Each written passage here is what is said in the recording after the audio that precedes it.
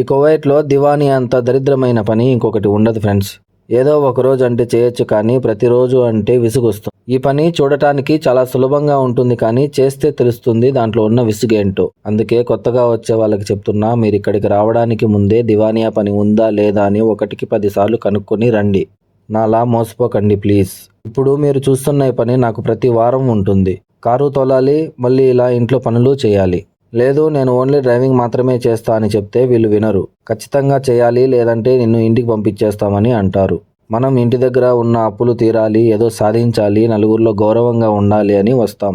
కానీ వీళ్ళు మన అవసరాన్ని ఇలా వాడుకుంటారు.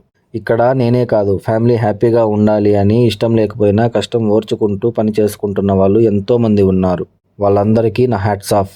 ఏదో నా బాధని మీతో షేర్ చేసుకుందామని ఏదేదో మాట్లాడేసా ఫ్రెండ్స్. ఏదైనా తప్పు ఉంటే క్షమించండి. వీడియో నచ్చినట్లయితే లైక్ చేసి ప్లీజ్ సబ్స్క్రైబ్ చేసుకొని నన్ను సపోర్ట్ చేయండి ఫ్రెండ్స్. Okay, bye.